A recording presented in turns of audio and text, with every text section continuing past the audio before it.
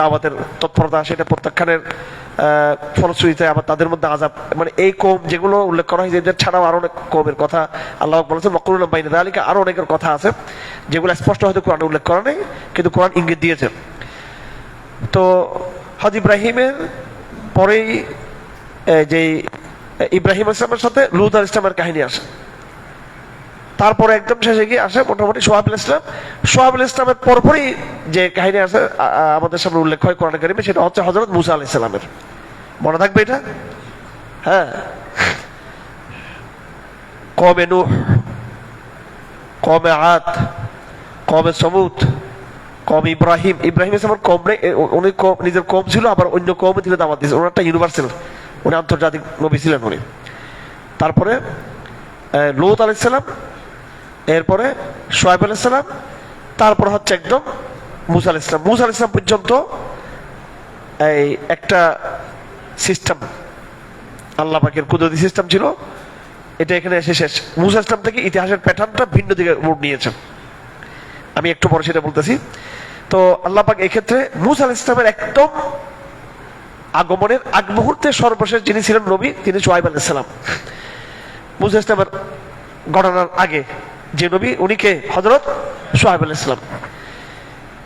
তো ক্বাল আল মালাউল্লাযীনা ইসতাকবারু মিন কওমিহি, আল্লাহ পাক একটা শব্দ উল্লেখ করেছে এখানে, ইস্তাকবারু। দেখুন এটা কোরআনের দ্বারা আছে, এটা বুঝতে হবে ভালো করে। আল্লাহ পাক বারবার নবীদের বিরুদ্ধবাদী যারা বাহিনী, নবীদের বিরুদ্ধবাদী যে গোষ্ঠী, এদেরকে আল্লাহ পাক এলিট হিসেবে উল্লেখ করেছেন। দাম্ভিক, এলিট, এস্টাবলিশমেন্ট, হ্যাঁ ঠিক আছে, এই হিসেবে আল্লাহ পাক উল্লেখ করেছেন। একটা সেটেলমেন্ট, একটা এলিট শ্রেণী, এটা উচ্চবিত্ত, এরা যারা ক্ষমতা, যাদের মধ্যে কুক্ষিগত থাকে। এটা পৃথিবীর মানে একটা দুর্ভাগ্যজনকভাবে পৃথিবীর একটা নিয়ম এভাবে চলে আসছে, এবং কোরআন ওই নিয়মটাকে ভাঙতে চায় যে বারবার ক্ষমতা এই একটা বিশেষ উচ্চবিত্ত সমাজের মধ্যে ক্ষমতা কুক্ষিত থাকে। এই জন্য আপনারা খেয়াল করবেন ভালো করে, অ্যাটেনশন সবাই ভালো করে কোরআন বোঝার চেষ্টা করবেন। কোরআনে কারিমে একদিকে নবীদের দাওয়াত যাদেরকে দেওয়া হচ্ছে, আল্লাহ পাক ওই শ্রেণীকে মুস্তাকবিরিন হিসেবে, দাম্ভিক হিসেবে, অহংকারী হিসেবে আল্লাহ পাক তাদেরকে চিত্রায়িত করেছেন। ইস্তাকবারু, আজকে প্রথম শব্দের মধ্যে আল্লাহ পাক বলছেন ইস্তাকবারু, তারা দাম্ভিক, তারা এলিট, তারা সেটেলমেন্ট, তারা এস্টাবলিশমেন্ট, সঙ্গে তারা নিয়ন্ত্রণ করতো গুটি কয়েক একটা গোষ্ঠী, মানে গডফাদার, এরা পুরো সমাজ রাষ্ট্রের গডফাদার। বর্তমান বিশ্ব গডফাদার দ্বারা নিয়ন্ত্রিত, কথা ঠিক কিনা? সারা বিশ্ব একটা চক্র দ্বারা নিয়ন্ত্রিত। এটা একদম যারা মুসলিম বিশ্ব, ছোট ছোট দেশগুলো আছে তৃতীয় বিশ্বের, এরাও বৈশ্বিক গডফাদারদের পলিসি দ্বারা এরা আক্রান্ত এবং এরা চরমভাবে নিয়ন্ত্রিত। কোরআন কারীমের সমাজ বৈজ্ঞানিক পাঠটা আমরা কখনো আসলে ধরতে পারি। কোরআনকে আসলে আমরা হুজুর রে বানাই ফেলছি একবার একটা ইতিমখানার মানে গরিব এই সিলেবাস কোরআন শরীফটা। এটা হাজার বছরের ইতিহাসগুলোকে আল্লাহ পাক একদম অল্পতে বয়ান করছে এখানে, এবং কিভাবে শ্রেণী সংকটটাকে তুলে ধরছেন। নবীদের যে দাওয়াত, নবীদের দাওয়াতটা কি? এটা হচ্ছে সমাজের মধ্যে সমতা প্রতিষ্ঠা করার। তৌহিদকে আমরা যদিও আকীদার কথা বলি, কিন্তু তৌহিদ একটা সামাজিক ইম্প্যাক্ট আছে। তৌহিদ মানে তৌহিদের দার্শনিক আলাপ হচ্ছে আল্লাহর বড়ত্বকে হাজির করে, আল্লাহর সার্বভৌমত্বকে হাজির করে, আল্লাহর অ্যাবসলিউট পাওয়ার আল্লাহর এটাকে হাজির করে, মানুষের ক্ষমতাকে খর্ব করে দেওয়া। সবার ক্ষমতা খর্ব, সবাই সমান, তোরা আবার কি? এটা ডেমোক্রেসি, এটা করে নাকি? এটা ডেমোক্রেসি একটা ফাঁদ, একটা পায়তারা, একটা চক্রান্ত, একটা ফাঁদ। এটা ঠিক মানুষের মাথা বিক্রি করে ঠিকই কিছু এলিট কিন্তু এখানে ক্ষমতা কুক্ষিগত করে রাখে। তো আল্লাহ এই জন্য নবীদের তৌহিদের সংগ্রামের সাথে বারবার সংঘাতটা লেগেছে গরিব শ্রেণীর সাথে নাকি বড়দের সাথে? কোরআন এই জন্য কিছু মনে করবো না, কোরআনের সাথে এই জায়গায় কমিউনিজমের যে একটা সমাজতন্ত্রের যে একটা শ্রেণী বিপ্লব, ওদের মধ্যে ওই যে গরিবের বিপ্লব, এই জায়গায় অনেকেই একটা সাদৃশ্য পেয়ে থাকেন। কিন্তু এখানে কমিউনিজমের সমস্যা হলো, সে প্রথমত আল্লাহকে সে কি করে? অস্বীকার করে। কমিউনিজমের শ্রেণী বিপ্লব আর ইসলামের শ্রেণী সংগ্রামের যে কথাটা, অর্থাৎ ইসলামের শ্রেণী সংগ্রাম নেই, ইসলামের শ্রেণী বিষয়ক যে অবস্থান, দুইটা কিন্তু এক না। দুই কারণে। আমার কথা একটু কঠিন হচ্ছে নাকি আপনাদের জন্য? হ্যাঁ, এই যে কঠিন হলেও এটা বোঝার চেষ্টা করতে হবে, এটা ঠিক আছে। হ্যাঁ, আসলে বুঝলে তখন আর কোনো কঠিন নেই। সহজ জিনিস না বুঝলে কঠিন, আর কঠিন জিনিস বুঝলেও সহজ, সহজ জিনিস না বুঝলে সেটাও কঠিন। যাক, কমিউনিজম আল্লাহকে স্বীকার করেছে। 2 নম্বরে, কমিউনিজম এলিটের বিরুদ্ধে বারবার এই প্রলেতারিয়াতকে, শ্রেণী নিম্নবিত্তকে উস্কানি মেরেছে, বিপ্লবাত্মক ডাক দিয়েছে। ইসলাম কিন্তু বিপ্লবের কথা বলো না, কিন্তু দেখেন ইসলাম কিন্তু উৎখাত করো, বিপ্লব করো, এদেরকে উড়িয়ে পুড়িয়ে চালিয়ে দাও, আমরা কোনো এলিটদেরকে রাখবো না। কমিউনিজমের দুনিয়ার মজদুর এক হয়ে কি করো, আবার এলিটদেরকে খতম করো। ইসলাম কি বলে? ইসলাম যেটা বলে, ইসলামে মোবিলাইজেশন নেই। কোন নবী কোন তার সম্প্রদায়কে, গরিবদেরকে নিয়ে এলিটদের বিরুদ্ধে কিন্তু মোবিলাইজেশন করেন নাই। নবীদের সঙ্গে আপনার গভীর, নবীরা ডাইরেক্ট এলিটদের সাথে কি করেছেন? কথা বলেছেন, দাওয়াত দিয়েছেন। কথা বুঝাচ্ছিলাম। বনি ইসরায়েলকে নিয়ে ফেরাউনের বিরুদ্ধে বিদ্রোহ করে নাই, কি করছেন? সরাসরি ফেরাউন দরবারে গিয়ে কথা বলেছেন, ভয় দেখিয়েছেন আল্লাহর। এটা আরো গভীর, ঠিক কিনা? কারণ এখানে কোনো স্বার্থ নেই, ইনোসেন্ট, এখানে কোনো স্বার্থ নেই। আর শ্রেণী বিপ্লব যেটা, সেটা হচ্ছে গরিবদেরকে উস্কানি দিয়ে ধনীদের বিরুদ্ধে, এলিটদের বিরুদ্ধে কি করা, মানে ওদেরকে উস্কানি দিয়ে কি করে, উত্তেজিত করে, একটা সিস্টেমকে উৎখাত করে।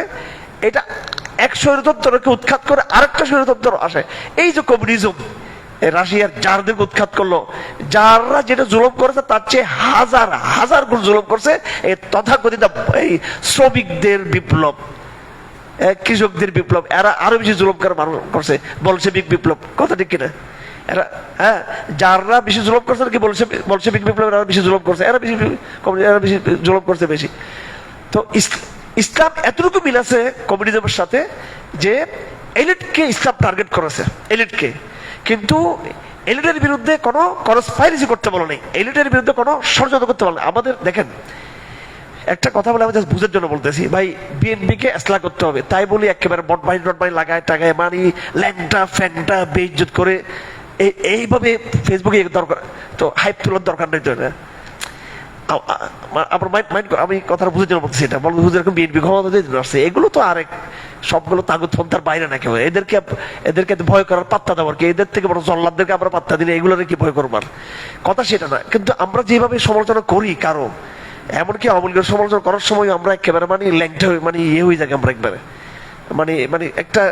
একটা বিদ্বেষ, কনস্পাইরেসি, মানে কেমন একটা যে কোরআনিক পার্সপেক্টিভ থেকে আমরা কিন্তু সমালোচনা করি না আওয়ামী লীগের, করি আমরা। আর রাজনৈতিক দৃষ্টিকোণ থেকে সমালোচনা করি আওয়ামী লীগের। বিএনপিটা আরো বেশি আমরা মানে কোথায় কি হয়েছে, কোথায় এমন ভাবে আমরা ফেসবুকে একটা তুলি, এইগুলো কোনো এইরকম নোংরা সমালোচনা, এটা কোনো পদ্ধতি না। কোরআন হচ্ছে সরাসরি সাহস করে, হিম্মত করে, একদম ডাইরেক্ট ফিজিক্যালি ইনডোর সরাসরি ফিজিক্যালি ওদেরকে কি করা, ফাংশন করা, যে আমি আসছি আপনার কাছে কথা বলার জন্য, আপনি আল্লাহকে ভয় করুন, আপনি ক্ষমতার দম্ভ দেখাবেন না আপনি। ভাই এইভাবে যদি হাসিনাকে, যদি হেফাজত ইসলাম যদি কথা বলতো তার কাছে গিয়ে, এবং বিএনপি যে তেল মারছে আমাদের হুজুররা পরে তো ডুবছে সবগুলো, এগুলো এরা যদি তেল না মারে, তৈল মর্দন না করে যদি তারা প্রত্যেকে যদি যে সুযোগটা মোল্লারা পেয়েছিল, তৈল মর্দন করছে একদল আওয়ামী লীগকে, আরেক দল করছে বিএনপিকে, তৈল মর্দন না করে যদি হিম্মতের সাথে মুসা ইসলামের ভাষায় কথা বলতো তারা, তাহলে ফায়দা হইতো কিনা, তাদের নিজেদেরও কল্যাণ হতো, আর এই এলিটদেরও কি হইতো, ফায়দা হইতো। এবার বুঝে আসছে নবীদের দাওয়াতের পার্থক্য আর আমাদের কার্যক্রম পার্থক্য বুঝে আসছে আপনাদের। আরেক দল আমরা কি করি, উৎখাত। দেখুন এখন আমরা অনেকে কি করি, কোন সময় বিএনপি ডাউন করে দেখি 2-1 বছর চল, মানে কিরে ভাই আমরা ইসলামপন্থী, আমরা এটা কেন অপেক্ষা করব, আমরা তার হেদায়েতের আশা করবো, কথা ঠিক কিনা? ভাই আওয়ামী লীগ যদি হেদায়েত হয়ে যায় আপনার কোন সমস্যা আছে নাকি? হ্যাঁ, নাকি আপনি এটা আল্লাহর সাথে কন্ট্যাক্ট ব্যস্ত নয় কিনা, আর কেউ ঢুকতে পারবে না কিনা? আল্লাহ যদি জল্লাদ গুলোর হেদায়েত করে ব্যস্ত দিয়ে থাকে তো আপনি কি করবেন?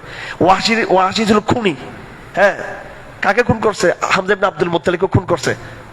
আমি একেবারে বলে ফেলি, আমি অনেক বড় প্রভাবশালী গোয়েন্দা সংস্থার বড় জায়গায় বলেছিলাম, আমি আওয়ামী লীগ আমলে, দেখুন আমি হিম্মত করে বলেছি, কারণ আমি তো একজন কোরআনের ধারক বাহক। আমরা দেখুন হাসিনা শাপলা চত্বরের খুনি, একদম হাসিনার আমলে বলছি, এটা হাসিনার আমলে, শেখ হাসিনার আমলে বলছি আমি এটা, এবং যারা হাসিনার লোক তাদেরকে, দেখুন শেখ হাসিনা শাপলার খুনি, এই খুনি যদি তওবা করে আমি কিন্তু খুশি, ইসলামের দিকে আসলে আমরা তাকে মাফ করে দিব। তো আমি বললাম যে হাসিনাকে আমরা ওয়াসি মনে করি, অর্থাৎ আল্লাহ নবী সাল্লাল্লাহু আলাইহি ওয়াসাল্লাম খুব মনের খুব ইয়ে ছিল, কলিজার টুকরা ছিল একদম, মানে কলিজার টুকরার মতো চাচা ছিলেন একদম, হামজা ইবনে আব্দুল মুত্তালিব। কত বড় আল্লাহ নবীজি তার সংগ্রামী জীবনের সবচেয়ে কষ্ট পেয়েছেন তায়েফের ঘটনায়, সবচেয়ে কষ্ট পেয়েছেন উহুদের ময়দানের হামজা ইবনে আব্দুল মুত্তালিবের লাশ দেখে, ঠিক কিনা? বলছে আমি লাশ তো অনেক ঘটনা, এগুলো এখন সবাই লম্বা হয়ে যাবে, অনেক আবেগ ইয়ে। তো এখন এই নবীদের ব্যাপারটা, নবীরা কিভাবে সমাজকে ফাংশন করতেন, নবীদের ফাংশনের সাথে আমাদের ফাংশনের কোনো কি নেই, মিল নেই। আমাদের মধ্যে উস্কানি, সমালোচনা, তারপর উৎখাত, কনস্পাইরেসি, এগুলো কাজ করে। আর নবীদেরটা ছিল ইসলাহ করা। এবং দেখুন আমাদের কেউ কিন্তু শাসক গোষ্ঠীর সামনে যায় না, কিন্তু যায় নাকি? আবার ওদেরকে পেলে কিন্তু ঠিকই কিন্তু ফুলের পালা টুলের দিয়ে দিকে, আবার ফেসবুকে সে সকালে লেখছে ওর বিরুদ্ধে। এখন সুযোগ পাইছে, স্যার স্যার স্যার স্যার আপনি নির্বাচিত হয়েছেন, স্যার অনেক, স্যার আলহামদুলিল্লাহ, স্যার আপনাকে আমরা চাই। কি ডক্টর ইউনুসের দিকে সরকার বিল কাজ ফরদের সামনে দিকে সার করা শুরু করছে সবাই, মানে একটা হিপুকের জাতি একটা। নবীরা সারা করো নেই, পিছনে গালাগালি করে নেই, ডাইরেক্ট সামনাসামনি গিয়ে পড়ছে তোমাকে দিনের দাওয়াত দিতে আসছে। আবার বুঝাচ্ছে আপনারা নবী বলা দাওয়াতের সাথে আমাদের বর্তমান পর্যন্ত রাজনীতি কি নেই, মিল নেই এখানে। তো যাই হোক, হ্যাঁ কোরআনের এখানে যেটা ইম্পর্টেন্ট সেটা হলো কোরআন এখানে কি করেছে, এলিট শ্রেণীকে টার্গেট করেছেন, এলিট শ্রেণী, যে এদেরকে কি করতে হবে, ইসলাহ করতে হবে। তো আজকে আমাদের দাওয়া ব্যর্থ হওয়ার বড় কারণ হলো এলিট শ্রেণীর সাথে এই ইসলামপন্থীদের কি নেই, সরাসরি এই ইসলাহর যোগাযোগটা নেই। এই যে আমরা যে কোনটা দাবি নিয়ে রাজপথে আমরা অ্যাক্টিভ হয়ে যাই, রাজপথে আমরা অ্যাক্টিভ হয়ে যাই। রাজপথে অ্যাক্টিভ হওয়ার আগে আমাদের মধ্যে যারা বড়রা থাকবে তারা আগে ইনডোর সরকারকে তারা কি করবে, প্রেশার দিবে, তারা কি দিবে, প্রেশার দিবে, ইনডোর তারা প্রেশার দিবে, দাওয়াত দিবে, বুঝাবে। হ্যাঁ, ভয় পাবে না, কি পাবে না, ভয় পাবে না। ওই মজলিসের মধ্যে হয়তো আপনাকে গ্রেফতার করতে পারে বা আপনাকে ধমক দিবে, কিন্তু আপনি কিন্তু হিম্মতের সাথে দাওয়াত দিয়ে থাকবেন, সাহস করে যাবেন, কথা বলবেন আপনারা।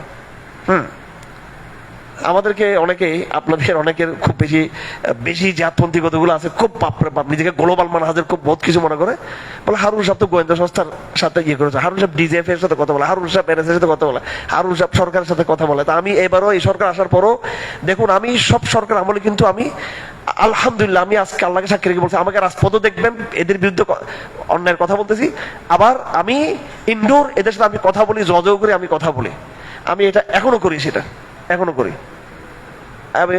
এই সরকার গঠন হয়েছে এখন 2 সপ্তাহ নেই, কিন্তু আমি কিন্তু অলরেডি আমার দাওয়াত, আমি একদম যতটুকু লেভেলে দাওয়াত দিতে পারে আমি মেসেজ আমার দেওয়া শুরু করছি, আমি দেওয়া শুরু করছি। তো এখানে এই তো মুসা আলাইহিস সালাম কি এরকম তাগুতের দরবারে গিয়েছিলেন, ফেরাউনের দরবারে গিয়েছিলেন, উনিও ওই ফেরাউনের ডিজেফ এর গিয়েছিল না মুসা আলাইহিস সালাম। এগুলো আমাদের দাওয়াতি ভাইয়ের আমাদের বিরুদ্ধে অপপ্রচার চালায়। আমরা যখন প্রশাসনকে যখন দাওয়াত দিতে যাই, যখন প্রশাসনের জন্য কথা বলতে চাই, আমাদের তথাকথিত ফেসবুকে তথাকথিত কিছু অ্যাক্টিভিস্ট এরা আমাদের সমালোচনা করে, এরা শুধু খালি ফেসবুকে লিখবে। ইসলামী দাওয়াত এটা না, ইসলামী দাওয়াত হচ্ছে আপনাকে ডাইরেক্ট ইন্টারাকশন। কি ইন্টারাকশন? টেলিফোনে, হোয়াটসঅ্যাপে, সরাসরি সাক্ষাতে ইন্টারাকশন করবেন আপনি, তার সাথে কথা বলবেন আপনি। এটা হচ্ছে নবুয়তি মানহাজ। তবে এটা মনে রাখতে হবে, এই এলিট কিন্তু প্রবলেম, এলিট কিন্তু ক্রাইসিস, এলিট সমাজ। বারবারের জন্য এই জায়গায় আপনাকে কি করতে হবে, কথা বলতে হবে। আমি কথা বুঝতে পারছি। এই কোরআন কারীমে শব্দ আসছে এলিট শব্দ, দেখুন প্রথম আয়াত। আজকে ইমাম সাহেব একবার প্রথম আয়াত যেটা পড়েছেন আমাদের সামনে, প্রথম আয়াতের প্রথম লাইন, আউযু বিল্লাহি মিনাশ শাইতানির রাজিম, ক্বালাল মালাউল্লাযীনা ইসতাকবারু মিন কওমিহি লানুখরিজান্নাকা ইয়া শুআইব। এলিটরা বলে দিল, এস্টাবলিশমেন্ট বলে দিল, হে শুআইব তোমাকে আমরা বের করে দিব, এখান থেকে কি করে দিব, বের করে দিব। অথবা আওলা তাউদুন্না ফি মিল্লাতিনা, অথবা তুমি আমাদের আদর্শ গ্রহণ করতে হবে, বাঙালি জাতীয়বাদ গ্রহণ করতে হবে, ইসলাম ত্যাগ করে শাহবাগিজম ব্যবহার করতে হবে, ইয়ে করতে হবে, গণতন্ত্র মানতে হবে, সমাজতন্ত্র মানতে হবে, হ্যাঁ ধর্মীয় ঐক্যবাদকে গ্রহণ করতে হবে, আমাদের মিল্লাকে গ্রহণ করতে হবে। তো আমি জাস্ট একটা শব্দের উপরে আজকে তাগিদ দিয়েছি, সেটা হলো কি, কোরআন বারবার নবীদের সংগ্রামে কাদেরকে সামনে নিয়ে আসছে এখানে, হ্যাঁ এলিট, মুস্তাকবিরিন। এরা 1000 বছর আগে যে মুস্তাকবিরিন, 1000 বছর আগে, 6000 বছর আগে, 5000 বছর আগে যে এলিটরা ক্রাইসিস ছিল দাওয়াতের বিরুদ্ধে, আজও সে একই এলিট দাওয়াতের জন্য কি, তারা কি সমস্যা। কথা বুঝে আসছে? সুতরাং আপনার দাওয়াতটা কোথায় দিতে হবে, এলিটকে দাওয়াত দেবেন। মোবিলাইজেশন এটা পরে, পাবলিককে উত্তপ্ত করে এটা পরে, এগুলো পরে। প্রথম হচ্ছে ডাইরেক্ট ইন্টারাকশন, ডাইরেক্ট প্রতিবাদ করা, ডাইরেক্ট নসিহা দেওয়া, ইসলাহ দেওয়া। কথা ক্লিয়ার আপনাদের? আমরা এখানে কোরআন শরীফের দ্বারা নিতে বসছি কি জন্য? শুধু খালি তাত্ত্বিক কথা শোনার জন্য না, বরং আমাদের দাওয়াতের রূপরেখা গ্রহণ করার জন্য। আমি জানি না হয়তো কথা আমি কত বুঝতে পারছি, কিন্তু আসলে আপনি বুঝতে পেরেছেন আপনারা। আচ্ছা, এবার এই আরাফের 94 আয়াত নম্বর 94, 94 নম্বর আয়াত। এটা খুব সেনসিটিভ একটা আয়াত। ওয়ামা আরসালনা ফি ক্বরিয়াতিন মিন নাবিয়্যিন ইল্লা আখাযনা আহলাহা বিল বাসাই ওয়াদ দাররাই লাআল্লাহুম ইয়াদরাউন। কোন এলাকাতে আমি যখন কোন নবীকে পাঠাই, এরপরে ওই এলাকার লোকরা সে দাওয়াতকে প্রত্যাখ্যান করে, আমি সে কারণে ওই নগরবাসীকে মারাত্মক ভয়াবহ দুর্ভিক্ষ, আযাব আর শাস্তি দিয়ে আমাদের ঘেরাও করি, লাআল্লাহুম ইয়াদরাউন, যেন তারা কি করে, যারা তারা কান্নাকাটি করে শাস্তি পরে ফিরে আসে। সুম্মা বাদদালনা মাকানাস সাইয়্যাতিল হাসানাহ, তারপর আমি মন্দটাকে ভালো দিয়ে রূপান্তর করি। হাত্তা আফা ওয়া ক্বালু ক্বাদ মাসসা আবা'ানা দাররা ওয়াস সাররা, তো তারা একসময় বলে আমাদের বাবাদের উপর আযাব আসছিল, গজব আসছিল। এটা জানার পরও তারা কিন্তু কি করে না, আবার সে অন্যায় থেকে ফিরে আসে না। ওয়াকাদনাহুম বাগতাতাম ওয়া হুম লা ইয়াশউরুন, এরপর দ্বিতীয় প্রজন্মকে আমি হঠাৎ করে ধরে ফেলি। এখানে আল্লাহ পাক যেটা বলতেছেন সেটা হলো, যখন কোন নগরে, যখন কোন সমাজে, যখন কোন রাষ্ট্রে ইসলামের দাওয়াত দেওয়া হবে এবং সে দাওয়াতকে যখন প্রত্যাখ্যান করা হবে, তখন আসমানি গজবের ফয়সালা সিদ্ধান্ত হয়ে যাবে। দেখুন আমার ভাইরা, বাংলাদেশে এবং মুসলিম দেশে মুসলিম শাসক গোষ্ঠীর উপর কোনো আযাব গজব কিন্তু আসে না, কিন্তু আসে নাকি? আসে? আমি খুব খেয়াল করছি, আসে না। কেন আসে না? আসলে দাওয়াতে তো দেওয়া হয়নি ঠিক মতো। কি দেওয়া হয়নি? দাওয়াতে দেওয়া হয়নি ঠিক মতো। যখন সহি দাওয়া যখন দেওয়া হবে, সহি জমা যখন গড়ে উঠবে, সহি জমা ঐক্যবদ্ধ দাওয়াতি শক্তির গড়ে উঠবে, এবং সেই দাওয়াতি অথরিটি যাদের নিজস্ব আমির থাকবে, নিজস্ব শূরা থাকবে, সে যখন রাষ্ট্রকে, সভ্যতাকে, নগরের দায়িত্বশীলদেরকে যখন সে দাওয়াত দিবে, সে দাওয়াত যখন প্রত্যাখ্যান করা হবে, তখন কিন্তু আল্লাহর গজব চলে আসে। এই জন্য মুসলিম বিশ্বে কোনো গজবও আসে না এই শাসক গোষ্ঠীর উপরে, কারণ দাওয়াতেই কি করা হয়নি, নবুয়তি মানহাজে দাওয়াত দেওয়া হয়নি। নবুয়তি মানহাজে দাওয়াত দিলে দুটো জিনিস হবে, ভালো করে বুঝে রাখুন সবাই। নবুয়তি মানহাজে দাওয়াত দিলে এই রাষ্ট্রের দুটো অবস্থা হবে। যদি দাওয়াতটা নবুয়তি মানহাজে হয়ে থাকে, আবার বলি, যদি দাওয়াতটা কি হয়ে থাকে, নবুয়তি মানহাজে হয়ে থাকে, তাহলে দুটো অবস্থা হবে এই কর্তৃপক্ষের, এই এস্টাবলিশমেন্টের। এক, এই এস্টাবলিশমেন্ট দাওয়াত কবুল করে ইসলামের দিকে কি হয়ে যাবে, তার চলে আসবে এক। কিংবা দাওয়াতকে প্রত্যাখ্যান করে অটোমেটিক আল্লাহর গজবে তারা ধ্বংস হয়ে যাবে তারা কিন্তু। হ্যাঁ, সেটা হতে পারে তাদের একটা অংশ তাদের বিরুদ্ধে দাঁড়িয়ে যাবে তাওহীদের কথা নিয়ে। তো এখানে আসলে ক্রাইসিসটা কি? আমাদের কাছে ক্রাইসিসটা কি? তাগুতপন্থা, জাহেলিয়ত, তাগুদের হুকুমত, আল্লাহ সামর্থ্য নাই, সব কুফর, সব জাহেলিয়ত, মোরতাদ, এগুলো শুধু আমরা বলি। আরে ভাই, বুঝলাম এটা জাহেলিয়া, এটা তাগুতপন্থা, এটা রিদ্দা, এটা মুনাফিকি, এটা খোদাদ্রোহিতা, সব বুঝলাম, কিন্তু দাওয়া কোথায়? বাংলাদেশের রাজনীতি হয়েছে, দাওয়া হয়েছে নি? বলেন, আপনাদের কথা বুঝে আসতেছে না মনে হয়। কথা বুঝে আসবে না, কারণ আপনারা হচ্ছে উত্তেজিত পার্টি। আপনারা দূর এগুলো পাওয়া গেলে এখনই গজবদিহীন মার ধামাকাল শুরু করে। এটা আসতেছে সূরা আনফাল, এটা সবর সূরা আনফালের মধ্যে আসতেছে কথাগুলো। ওইটার সময় ওইটা বলবো। হ্যাঁ, একটা অসুস্থ একটা প্রজন্ম তৈরি হয়েছে আমাদের, কিছু মনে করবেন না।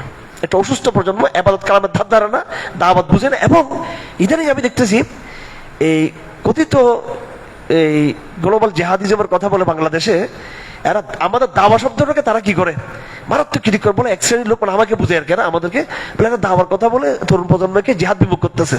নাউযুবিল্লাহ মিন যালিক। স্পষ্ট বলে দিচ্ছি, এই দাওয়াতি প্রজন্ম একদিন মুজাহিদ হবে ইনশাআল্লাহ। আর তোমার মতো ফেসবুকেও জিহাদি না, তথাকথিত এই ফ্যান্টাসি গুলো, এগুলো এগুলো এগুলো কোনো ইয়েও থাকবে না, এগুলো এদের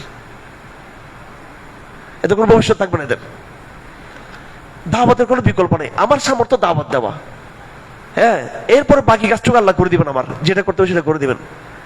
তো আসলে আমরা বিচ্যুত হচ্ছি গণতন্ত্রের নাম দিয়ে। একটা দল ইসলাম সহি মানহাজ থেকে বিচ্যুত হয়েছি, আরেকটা দল আমরা অতিমাত্রায়, যেটাকে আমরা মানে কি বলবো, এটাকে অতিমাত্রা নিজস্ব একটা জেহাদি, একটা নিজস্ব ব্যাখ্যা দিয়েও আমরা ইয়ে থেকে ব্যাখ্যা হয়েছি। এই সময়টুকু আমি ভবিষ্যৎ বলতে পারবো না, আমি এই সময়টুকু এবং এই জমিনটুকু আপাতত দাওয়াতের ভূমি। কিসের ভূমি? দাওয়াতের ভূমি। এই সময়টুকু এবং এই জমিনটুকু দাওয়াতের ভূমি। এটা এবং এই দাওয়াত উসুল মতো হইতে হবে। এটা ফেসবুকে দাওয়াত দিলে হবে না। ফেসবুকে সরাসরি কথা বলতে হবে, প্রশাসনকে সরাসরি কথা বলতে হবে। আমি আজকে একজন মিনিস্টারকে আমি উঠে গেলাম, একটা ফোন আসছিল, আমি বাইরে গিয়ে কথা বলছি। আমি আপনার দ্বারা দিতে আসছিলাম দুপুরে, আমি কথা বলছি। ওরা পারিবারিকভাবে আমাদেরকে চিনেন ভালো করে। মানে একবার ভালো একটা পাওয়ারফুল একজন, মোটামুটি ওনাকে দাওয়াত দিছে। আমি বুঝাই দিছি যে আপনাদের কাছে কোনো চাওয়া পাওয়ার কিছু নেই আমাদের, বাকি আপনাদেরকে আমরা চাইলে হেল্প করতে পারবো, পরামর্শ দিতে পারবো। এ দাওয়াত দরকার ছিল কিনা? এখন সেটা না করে আমি যে বলি যে ফেসবুকে লিখলাম, একটা সমালোচনা করলাম। সমালোচনা করবো, অবশ্যই করবো, কিন্তু শুধু সমালোচনা করা, শুধু রাজপথে প্রতিবাদ করা, এটা দাওয়াত না। কি করতে হবে? নবীদের মানহাজ কি ছিল? সরাসরি দুইটাই।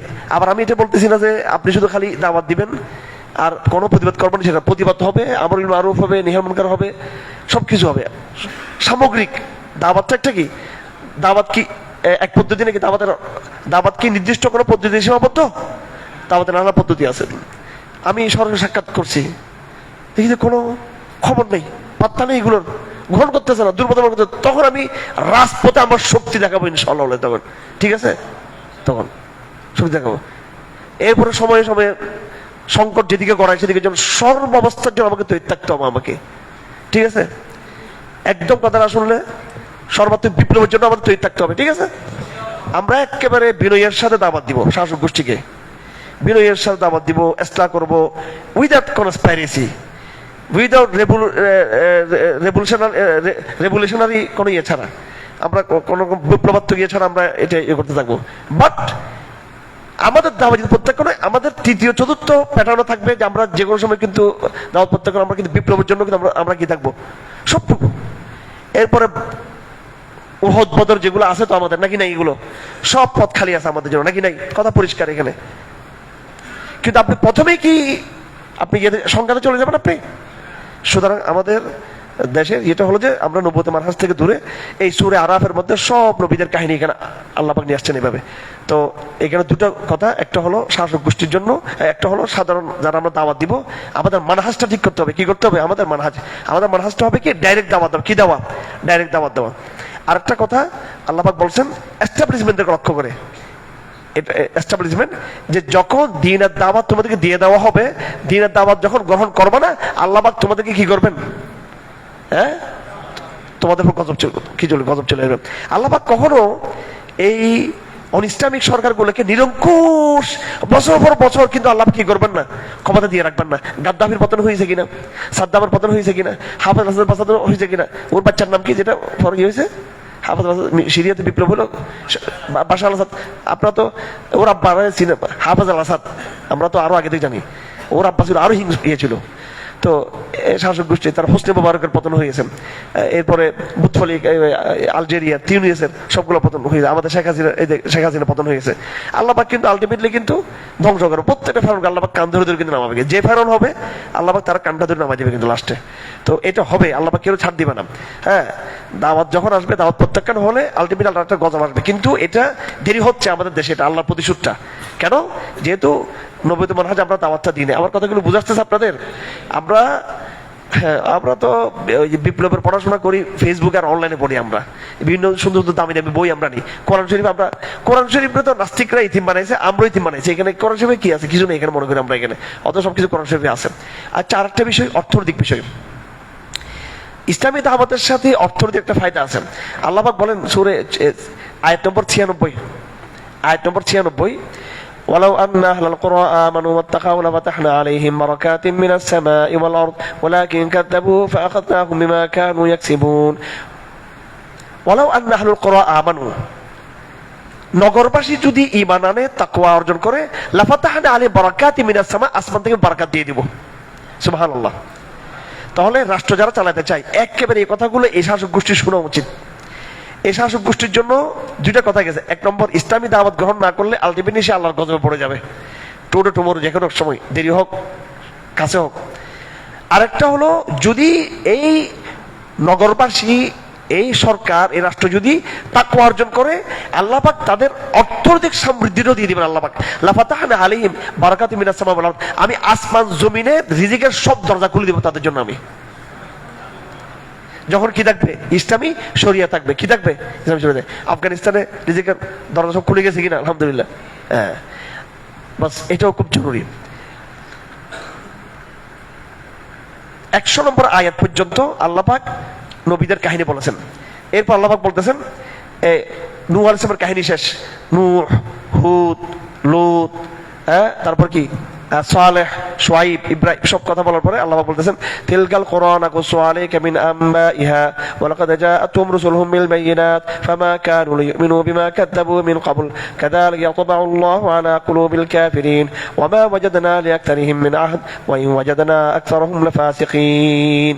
আল্লাহ পাক সুবহানাহু ওয়া তাআলা নবীদের এই কাহিনী বলার পরে, সব নবীদের কাহিনী বলতেছে, এত রাসূলকে পাঠাইলাম দুনিয়াতে, এত কাহিনী বললাম, পুরো বিশ্বের সব কাহিনী তোমাদের তুলে ধরলাম, শেষ পর্যন্ত অবাধ্যতাই পেলাম। এত নবীরা দুনিয়াতে আসলো, সংগ্রাম করলো, তারা আমি এই জাতিকে অবাধ্য পেলাম, নবীদের কথা তারা শুনেনি। এবার একটু আপনারা অ্যাটেনশন। এই পর্যন্ত নবীদের কাহিনীর একটা প্যাটার্ন শেষ। নবীদের কাহিনীর দুইটা অংশ। একটা হলো আসমানি গজব, একদম শুরু থেকে মূসা আলাইহিস সালাম পর্যন্ত ছিল, হয়তো তুমি দাওয়াত কবুল করো, নাহলে আমি তোমাকে গজব দিব। এই টাইপের আল্লাহ পাকের মানে নিয়মটা এরকম ছিল। মূসা আলাইহিস সালাম থেকে ইতিহাসের টার্নিং পয়েন্ট বলেন, মূসা আলাইহিস সালাম ইতিহাসের কি টার্নিং পয়েন্ট? মূসা আলাইহিস সালামের পর থেকে মূসা আলাইহিস সালামের জীবনীটা এত গুরুত্বপূর্ণ কেন? মূসা আলাইহিস সালামের মতো আল্লাহ পাক আর কোন নবীর কথা এইভাবে কোরআন শরীফে উল্লেখ করছে? কেন বলুন তো? এটা মূসা আলাইহিস সালাম ইতিহাসের একটা টার্নিং পয়েন্ট। মূসা আলাইহিস সালাম ইতিহাসের আগের ইতিহাস, পরের ইতিহাস দুটো সাক্ষী। মূসা আলাইহিস সালাম পর্যন্ত ইতিহাসের ওই অংশটুকু তিনি দেখছেন যে আল্লাহর হাজার হাজার বছরের আল্লাহ পাকের নিয়ম ছিল যে শাসক গোষ্ঠী যদি ঈমান না আনে, তাহলে প্রাকৃতিক গজব দ্বারা সে শাসক গোষ্ঠী ধ্বংস হয়ে যাবে। ওই গোষ্ঠী, ওই দেশ, ওই রাষ্ট্র, ওই জাতি, ওই সভ্যতা যদি নবীদের দাওয়াত শুনে তারা যদি ঈমান না আনে, তাহলে তারা কি হয়ে যাবে? প্রাকৃতিক গজব দ্বারা, আসমানি গজব দ্বারা ধ্বংস হবে। এই ধ্বংসের ইতিহাস ধারাবাহিক হাজার হাজার বছর ধরে এই ধ্বংসের ইতিহাস চলে আসতেছিল।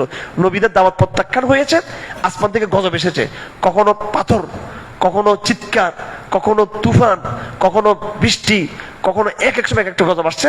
এবং এই গজবের ধারাবাহিকতা ফেরাউন পর্যন্ত ছিল, মূসা আলাইহিস সালাম পর্যন্ত ছিল। এই পর্যন্ত ইতিহাসের একটা অংশ।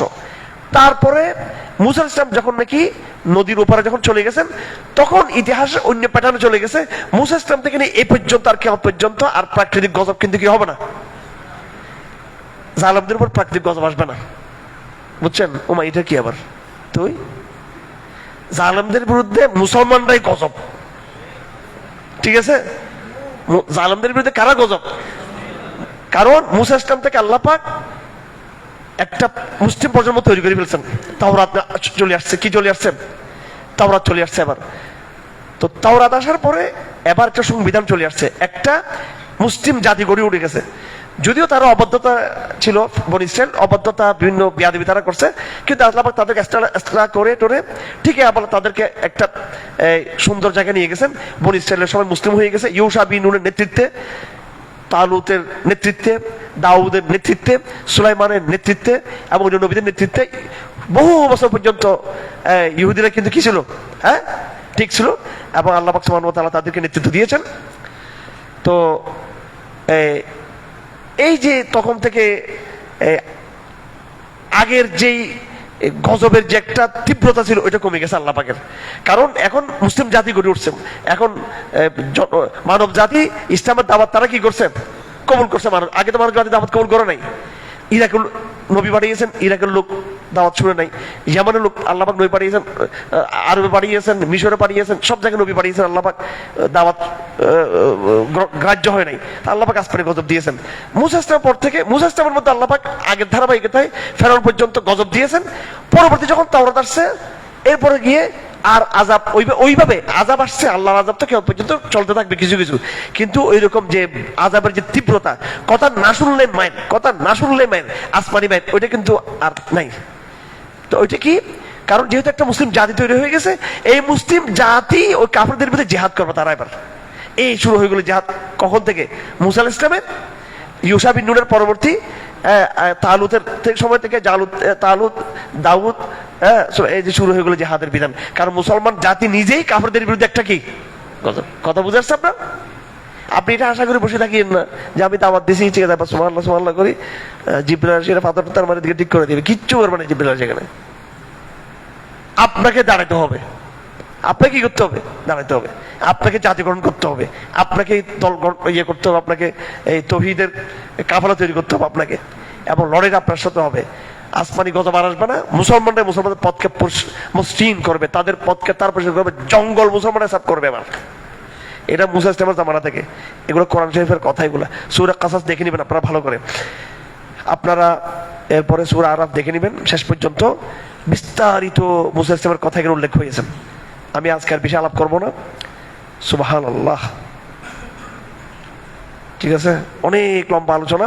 আমি গতকালকে আপনাদেরকে বলেছিলাম যে পুরো সূরা আরাফের মধ্যে এক পাল্লায় সমস্ত নবীদের কাহিনী, আর এক পাল্লায় শুধু একজন মুসার কাহিনী, ঠিক আছে? 100 আয়াত পর্যন্ত বিভিন্ন নবীদের কাহিনী উল্লেখ হয়েছে। এরপরে 103 নম্বর আয়াত থেকে সুম্মা বাসনা মিন বাদিহিম মূসা বিআয়াতিনা ইলা ফিরআউন ওয়া মালাইহি ফাযালামু বিহা ফানজুর কাইফা কানা আকিবাতুল মুফসিদিন। 103 নম্বর আয়াত থেকে এই যে শুরু হলো বিরাট লম্বা কাহিনী, মূসা ইসলামের দাওয়াত, ফেরাউনকে দাওয়াত দেওয়া, আল্লাহর বিভিন্ন তারপর জাদুঘরদের ইসলাম গ্রহণ করা না করা, এবং জাদুঘর একটা দোয়া করেছিলেন, রব্বানা আফরিগ আলাইনা সাবরা ওয়া তাওয়াফানা মুসলিমিন। এখানে কিছু দোয়া শিখিনি, আমি একটা দোয়া বলতে ভুলে গেছি। সোহাইব আলাইহিস সালাম একটা দোয়া করেছেন, আমরা বাতিলের বিরুদ্ধে সংগ্রামে কিছু দোয়া শিখে নিব কোরআন থেকে। সোহাইব আলাইহিস সালাম দোয়া করেছেন, রব্বানা ইফতাহ বাইনানা ওয়া বাইনা কওমিনা বিল হক। বলেন সবাই বলেন রব্বানা ইফতাহ, বলেন রব্বানা ইফতাহ বাইনানা, রব্বানা ইফতাহ বাইনানা ওয়া বাইনা কওমিনা বিল হক ওয়া আনতা খায়রুল ফাতিহিন। আমি যখন দাওয়াত দিব, আমার দাওয়াত গ্রহণ করতেছে না, সরকার আমার দাওয়াত শুনতেছে না, জনগণ দাওয়াত শুনতেছে না, আমি বহু কষ্ট করেছি, তখন আমি শেষে এই দোয়াটা করবো, রব্বানা ইফতাহ বাইনানা ওয়া বাইনা কওমিনা, হাই আল্লাহ আপনি এবার ফয়সালা করে দেন। তখন কিন্তু আল্লাহ পাক কিন্তু ঠিকই ফয়সালা করে দিবে। রব্বানা ইফতাহ বাইনানা, বলেন এই দোয়াটা সবাই করবেন, রব্বানা ইফতাহ বাইনানা ওয়া বাইনা কওমিনা বিল হক ওয়া আনতা খায়রুল ফাতিহিন। কার দোয়া ছিল এটা? সোহাইব আলাইহিস সালামের। আচ্ছা, আর এর জাদুঘর যারা ইসলাম গ্রহণ করছে, ফেরাউন বলছে আমি তোদের সবাইকে হত্যা করবো, তোদের সব টুকরো টুকরো করবো, তোদেরকে শরীরে লটকাবো। জাদুঘর যারা ইসলাম গ্রহণ করছেন, এবং ওই জাদুঘরদের যেদিন জাদুঘরদের ঘটনা যেদিন ঘটে, উৎসবের ভিতরে বিতর্কের দিন ছিল, এবং যেদিন একদিকে জাদুঘর একদিকে মূসার যে চ্যালেঞ্জ ছিল, ওইটা ছিল বদরের যুদ্ধে ইসলামকে আল্লাহ পাক যেভাবে বিজয় করেছেন। ঠিক আল্লাহ পাক সুবহানাহু ওয়া তাআলা, দেখুন আমি আগে বলেছি মূসা আলাইহিস সালামের তাওরাত আসার পরে ঘটনা এখন চলে গেছে মুসলিম জাতির সাথে জিহাদের বিধান। এর আগ পর্যন্ত জিহাদ ছিল না, আসমানি গজব ছিল। তো মূসা আলাইহিস সালাম যখন মিশরে দাওয়াত দিচ্ছেন, জিহাদের বিধান ছিল না, সুতরাং ইসলামকে জিহাদ দ্বারা বিজয় করার সুযোগ নাই, কারণ ওইরকম জাতি গড়ে উঠে নাই, কেউ দাওয়াত গ্রহণ করে নাই। তো আল্লাহ পাক এই জন্য অলৌকিক, যেখানে জিহাদের সামর্থ্য নেই সেখানে আল্লাহ পাক অলৌকিক সাহায্য করবেন। এখন ফেরাউন তো চ্যালেঞ্জ দিয়ে দিল, মূসা ইসলামও ভয়ে ভয়ে আল্লাহ কি জানি হবে, লাঠি নিয়ে গেছেন। এদিকে মূসা ইসলাম বললো যে কি আগে ফেলবে, মূসা বলল তোমরা আগে কি করো, তোমাদের রশিগুলো ফেলো। তারপর সেগুলো বড় বড় কি সাপের মতো হয়ে গেলো। তো এরপর মূসা ইসলামটা যখন লাঠি ফেললো সবকে খেয়ে ফেললো। এই দিন ঐতিহাসিক দিন ছিল ইসলামের বিজয়ের। ইসলামের বিজয়ের কয়েকটা ঐতিহাসিক দিন আছে। একটা হচ্ছে বদরের দিন, ইসলামের ঐতিহাসিক বিজয়। আরেকটা হচ্ছে তালুত জালুতের লড়াই, ইসলামের ঐতিহাসিক বিজয়। আরেকটা দিন হলো ফেরাউনের জাদুঘর বনাম মূসা ইসলামের যে কি তাত্ত্বিক যুক্তির লড়াই, তাওহীদের লড়াই, আদর্শিক লড়াই। ওই দিন তো যুদ্ধ হয় নাই, জিহাদ হয় নাই, সশস্ত্র কোনো সংগ্রাম হয় নাই, কিন্তু সেদিন কি হয়েছে, মুআজিজার লড়াই ছিল। আল্লাহ পাক মুআজিজার মাধ্যমে দ্বীনকে বিজয় করেছেন। এই দিনটা পৃথিবীর ইতিহাসে, মানব সভ্যতার ইতিহাসে তাওহীদের বিজয়ের ঐতিহাসিক দিন। মনে থাকবে আপনাদের, তাওহীদের বিজয়ের ঐতিহাসিক দিন। কেমন? যখন আপনি অপরাধ থাকবেন, অসহায় থাকবেন, আপনার পক্ষে কোনো বাহিনী নেই, আপনার পক্ষে কোনো জাতি নেই, আপনার কোনো সশস্ত্র শক্তি নেই, আপনার কোনো ফোর্স আপনার নাই, আপনার তখন আল্লাহ পাক অলৌকিক শক্তি দিয়ে আপনাকে সাহায্য করবেন ইনশাআল্লাহ। আপনাকে দিনকে বিজয় করে দিবে আল্লাহ পাক, যেভাবে মুসা আলাইহিস সালামের সাথে হয়েছিল। হ্যাঁ, তখন এই জাদুঘররা দোয়া করেছিল কি, রব্বানা আফরি আলাইনা সবরা ওয়া তাওয়াফানা মুসলিমিন। সূরা আরাফ শেষ হয়েছে এইভাবে। এই আপনারা কি করবেন এখন, সূরা আরাফে একদম তরজমা দেখলে যথেষ্ট, তাফসীর দেখতে হবে না, ধারাবাহিক এখানে বয়ান আছে। সূরা আরাফে মুসা ইসলামের কাহিনী কি আছে, ধারাবাহিক বয়ান আছে। তাফসীর পরে দেখবেন, আগে এখান থেকে দেখে নেবেন, এখানে ডিটেলস বয়ান আছে, এখানে একদম ধারাবাহিক বর্ণনা আছে এখানে। যেহেতু সময় কম, এই জন্য আমি নির্দিষ্ট সময়ে তাফসীর শেষ করবো, এই জন্য আমি আর বিশের দিকে যাচ্ছি না। এখানে মুসা ইসলামের সংগ্রামের দুটো অংশ। একটা অংশ হচ্ছে মুসা ইসলাম ফেরাউনকে দাওয়াত দিয়েছেন, আর একটা অংশ হচ্ছে মুসা ইসলাম এক তো ফেরাউনের জুলুম সহ্য করেছেন, এরপর মুসা ইসলামের আরেকটা সংগ্রাম ছিল নিজেদের লোকদের বেয়াদবি সহ্য করেছেন। কথা ঠিক কিনা? এই দুটো কথা এখানে আছে। মুসা ইসলামের সংগ্রামের কয়টা পার্ট, একটা শত্রুর সাথে, আরেকটা কার সাথে, নিজের লোকের সাথে।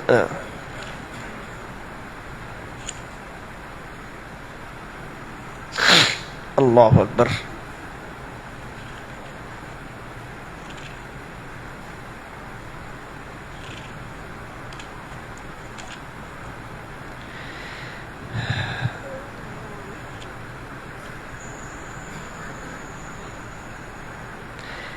আল্লাহ পাক সুবহানাহু ওয়া তাআলা মুসা ইসলামের কাহিনীতে যেভাবে ফেরাউনের অবাধ্যতার কথা বলেছেন, ফেরাউনের ধ্বংসের কথা বলেছেন, ফেরাউনের শাস্তির কথা বলেছেন, ঠিক তদ্রূপ আল্লাহ পাক সুবহানাহু ওয়া তাআলা খুদ বনী ইসরাঈলের যারা নিজেরাই মুসলিম ছিল তাদের অবাধ্যতা, তাদের এই বিদ্রোহ, তাদের বেয়াদবির কথা আল্লাহ পাক তুলে ধরেছেন। তো আমি আপনাদেরকে বলেছিলাম গতকালকে, কোরআনে কারীমের একটা সিস্টেম আছে, একটা পদ্ধতি আছে। কাহিনী শেষ হওয়ার পরে নসিহা, কি শেষ হওয়ার পরে, শেষ হলো তারপর কি নসিহা। এবার আল্লাহ পাকের নসিহা শুরু। হ্যাঁ, সূরা আরাফের শেষ 2-3 পৃষ্ঠা হলো কি নসিহা।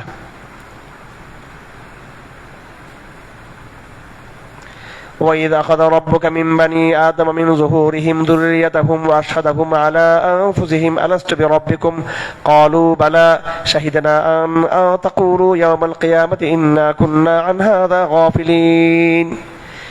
একটা বড় দার্শনিক আলাপ দিয়ে আল্লাহ পাক নসিহা শুরু করছে। এবার ঐতিহাসিক বৈজ্ঞানিক একটা আলাপ তাওহীদের।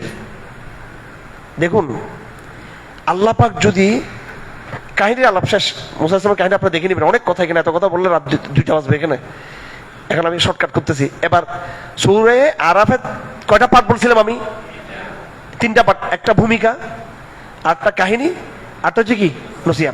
এই নসিহার পাঠ শুরু। এই নসিহার পাঠের মধ্যে আলাস্তু বিরব্বিকুম, এটা আমরা সবাই জানি, কোরআন আয়াত, আলাস্তু, আল্লাহ আমাদেরকে জিজ্ঞেস করছেন কিনা গায়বী জগতে, আলাস্তু বিরব্বিকুম, আমরা সবাই কি বলছিলাম, বালা। এটা কি, এটা আসল ঘটনা কি? রাবায়াতের মধ্যে আছে, আরাফার ময়দান আছে না, আরাফার ময়দানের পাশে আরেকটা উপত্যকা আছে।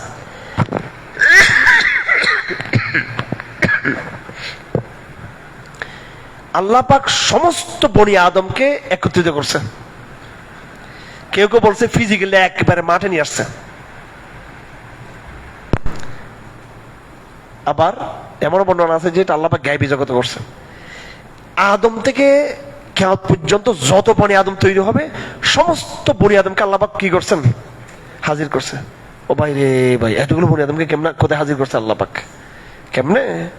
এটা আমি ওই যে মাছের মৎস্যের ইয়ে আছে না, মাছের ফিশের হ্যাচারি না, এগুলো বড় বড় সরকারি প্রজেক্ট দেখছি, ডিমের একটা বোতলের ভিতরে আপনার এতটুকু শীষের ভিতরে 50,000 মাছ থাকে, ঠিক আছে?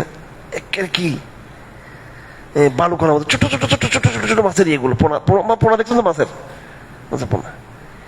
আমরা ছিলাম যে সব পোনা পোনা, এগুলো সবগুলো কিরে পোনা, সব পোনা, গিজ গিজ গিজ গিজ গিজ পোনা এরকম। হ্যাঁ, আল্লাহ পাকের সামনে এগুলো কিরে, আমাদের সামনে তো লক্ষ লক্ষ মাছ থাকে, কোটি কোটি মাছ থাকে, ঠিক কিনা, নাকি না? আমাদের সামনে তো এটা, আমরা তো দুনিয়া থেকে কোটি কোটি মাছের যে বিশাল সাম্রাজ্য সমুদ্রে, তো আল্লাহর সামনে মানব জাতি পোনার মতো এরকম পুরা মানব জাতিকে হাজির করছে আল্লাহ পাক। হাজির করে বলছে তোদের রবকে। আমরা বলছি, আল্লাহ বলছে আমি কি তোদের রব নয়? আমরা বলছি বালা। সূরা আরাফের 172 নম্বর আয়াত। কেন আল্লাহ পাক এটা জিজ্ঞেস করছেন? আন তাকুলু ইয়াউমাল কিয়ামাতি ইন্না কুন্না আন হাযা গাফিলিন। কারণ কিয়ামত দিন আমরা আবার বলবো যে ইয়া আল্লাহ, আমরা তো দাওয়াত শুনি নাই, আমরা তো কি শুনি নাই, দাওয়াত শুনি নাই। আও তাকুলু ইন্নামা আশরাকা আবাউনা মিন ক্বাবলু ওয়া কুন্না যুররিয়াতাম মিন বাদিহিম আফাতুহলিকুনা বিমা ফাআলাল মুবতিলুন। কিয়ামত দিন আমরা বলবো, রব আমার কেন জাহান্নাম দিচ্ছেন? আমার মা বাবাদেরকে আমি দেখছি মূর্তি পূজা করতেছে, অবাধ্য ছিল, এই জন্য আমি এইভাবে ভোগবাদী মূর্তিবাদী হয়েছি। আমার তো দোষ নেই, আমার তো কেউ তো দাওয়াত দেয় নাই, আমার তো কোনো দোষ নেই। কিয়ামতের দিন এই অভিযোগ চলবে না। আমরা তো বাইচান্স মুসলিম, বংশ পরম্পরায় মুসলিম। ধরেন চীনের একেবারে ওই গ্রামের ভিতরে, ভারতের ওই গ্রামে, নেপালের ওই গ্রামে, এইখানে যেখানে কোনো ইসলামের দাওয়াত পৌঁছে না, এই লোকগুলোকে আল্লাহ পাক শাস্তি দিবেন কি দিবেন না আল্লাহ পাক? হ্যাঁ, ও তো ইসলামের কোনো দাওয়াতে পায়নি। এসে আফ্রিকার কোন নগরীতে, আমেরিকার মেক্সিকোর কোন জঙ্গলের ভিতরে, বা ব্রাজিলের এদিকে মধ্য এশিয়ার কোন কোন ইয়েতে উপত্যকায়, এগুলোতে ইসলামের ইয়েও পৌঁছানো। ওখানে একেবারে ভিন্ন জাতি, নানা রকম জাতি আছে না, কোনো আওয়াজেই পৌঁছানি ইসলামের। এদেরকেও শাস্তির আওতায় আসবে কেমন দিন, ইসলাম গ্রহণ না করার কারণে। কেন? এটা একদম স্বীকৃত কথা, আকীদা। শরিয়াটা মানা তাদের জন্য জরুরি না, কিন্তু মিনিমাম কনসেপশন যে একজন সত্তা আছে, তিনি আমার নিয়ন্ত্রক, এটা তাওহীদের মূল কনসেপ্টটা থাকতে হবে, বিচার করতে হবে। কিন্তু আমাকে বলতেছে, কিয়ামত দিন আমাকে কে দাওয়াত দেয় নাই, আমি তো আমার মা বাবাকে দেখছি, আমি তো জানতাম না, এইটা বলার সুযোগ নাই। কারণ আমি তোমাদেরকে আগেই তো, আমি তোমাদের থেকে দুনিয়াতে পারার আগে তোমাদের থেকে আমি কথা নিয়ে ফেলছি। আচ্ছা, এবার কথা হলো, কই আমার তো মনে নেই, আপনাদের মনে আছে নাকি? তো আল্লাহ বলতেছে আমি তোদের থেকে স্বীকৃতি আগে নিয়ে ফেলছি, কিয়ামত দিন তোমরা যদি এই কথা অস্বীকার করতে না পারো। তো আল্লাহ যে স্বীকৃতি নিয়েছেন, এটা কি মনে আছে নি আমাদের? আপনার মনে আছে? মনে কার মনে আছে? আল্লাহর বেটা আরেক বন্ড এটা এখানে, ঠিক আছে, ওর মনে আছে বলে। দাঁড়া খবর আছে আজকে, কি মনে আছে এটা ব্যাখ্যা দাও, বুঝাও। এটা নিশ্চয়ই তুমি কোনো লেকচার শুনছো আমার আগের, হয়তো, বলো তো। আলহামদুলিল্লাহ, সাবাস, এবার তোমার কপালে একটা চুমু। না বুঝে বললে ভণ্ডামি। হ্যাঁ, আমার মনে আছে, আমি ওই 20 বছর আগে, 1000 বছর আগে, আল্লাহ পাক মাছের পোনার মতো আমাকে ডেকে আমাদেরকে, যে আমি বলছিলাম সে বহুত বড়, সে আল্লাহর এটা হচ্ছে একটা দরবেশগিরি দেখানো আর কি। আর ও জবটা দিয়ে ফেলছে, এটা আপনার কেউ বুঝেন না, মাশাআল্লাহ। সে কিন্তু ভণ্ডামি করে না, আমি না তাকে একটু কৌতুকের জন্য ভণ্ডামি করছি কিনা জানছিলাম, কিন্তু সে বলে ফেলছে, তুমি কি আমার কোনো লেকচার শুনতে কি পাইছো? এটা আলহামদুলিল্লাহ, দেখছো। এই জন্য তারা আমার কথাগুলো শুনে আগে থেকে বসো। আল্লাহ পাক সূরা আরাফের আয়াত নাম্বার 172, 173 এর মাধ্যমে বলতেছেন, কিয়ামতের দিন এই কথা বলার সুযোগ নাই যে আমি তো পারিপার্শ্বিক কারণে, আমাকে তো কেউ তো দাওয়াত দেয় নাই, আমার দাদারা সব হিন্দু ছিল, মা বাবা হিন্দু ছিল, খ্রিস্টান ছিল, বৌদ্ধ ছিল, তো আমার তো কোনো দোষ নাই। তো আল্লাহ বলতেছেন, না, আমি তোমাদেরকে আগে থেকে আমি কি করছি, তোমাদের থেকে কি কথা, তোমাদের জন্মের আগে আমি কি নিয়ে ফেলছি তোমাদের থেকে, আমার পরিচয় আমি দিয়ে দিয়েছি। আলাস্তু বিরব্বিকুম, তোমরা বলছো বালা, এখন কোনো শেয়ার করতেছো। এখন কথা হলো, সব নাস্তিক এই আয়াতটা নাস্তিকদের সামনে দিলে স্বীকার করবে? এই হুজুররা তো একবার নাস্তিকদের সামনে হারিয়ে যাবে না এখানে, কিন্তু ও কিন্তু হারবে না, কিন্তু ও কিন্তু জবাব দিয়ে ফেলছেন। এটা কি? এটা হলো প্রত্যেকটা মানুষের ভিতরে সুপ্ত একটা প্রতিভা আছে তাওহীদের। প্রত্যেকটা মানবের ভিতরে ইন্ডিভিজুয়ালি তার ভিতরে একটা সুপ্ত অবচৈতনিক একটা চেতনার মতো একটা আছে, ভাবনা আছে, যে ভাবনার ভিতরে সে কোনো না কোনো ভাবে সে আল্লাহকে সে কি করে, ফিল করে, আল্লাহকে সে ফিল করে। কিভাবে সেটা আমি বুঝতে পারবো না। প্রত্যেকটা মানবের ব্যক্তিগত, এই মানুষ নাস্তিক হয়েছে পারিপার্শ্বিক কারণে।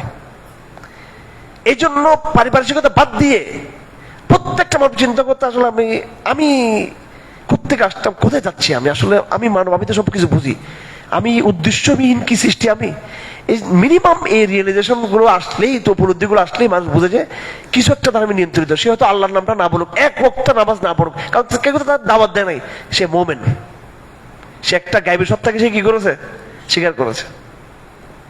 ফিতরত, এটাকে কি বলা হয়? ফিতরা।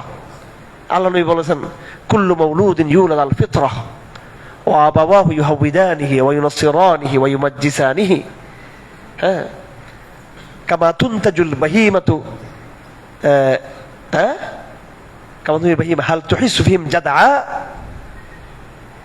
প্রত্যেকটা বনি আদম সে যখন জন্মগ্রহণ করে ফিতরতের উপরে জন্মগ্রহণ করে। মোদি যেদিন পৃথিবীতে আসছে মায়ের পেট থেকে সে মুসলিম হিসেবে আসছিল। ট্রাম্প মায়ের পেট থেকে যেদিন ভূমিষ্ঠ হয়েছে সে মুসলিম হিসেবে এসেছিল। পুতিন মুসলিম হিসেবে এসেছিল। চীনের প্রেসিডেন্ট মুসলিম হিসেবে এসেছিল। আমাদের আশেপাশের প্রত্যেকটা হিন্দু, বৌদ্ধ, খ্রিস্টান, নাস্তিক সে পৃথিবীতে যখন আসছে কি হিসেবে আসছিল? মুসলিম হিসেবে আসছিল।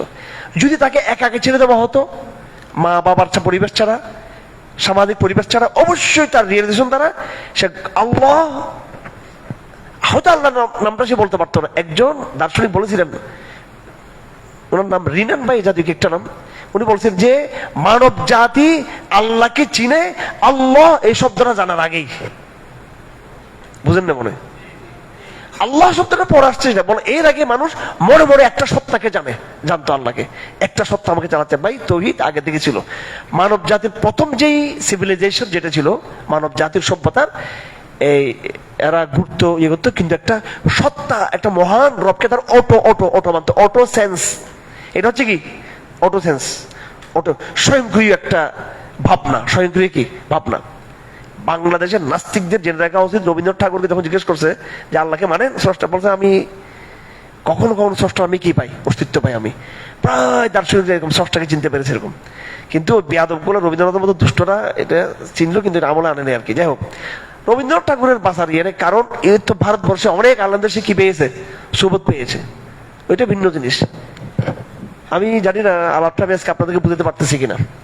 তাওহীদ মানুষের নেচারের মধ্যে কি মিশ্রিত। হ্যাঁ, প্রত্যেকটা মানুষ তার সুপ্ত প্রতিভার মধ্যে কি রয়েছে? তাওহীদ রয়েছে। একটা সেজদার আয়াতের মধ্য দিয়ে সূরা আনফাল শেষ হয়েছে। পুরো আলাপের মধ্যে অনেকগুলো কথা এখানে নসিহত আছে, এটা আমরা দেখে নিব। সূরা আনফাল শুরু হচ্ছে। সূরা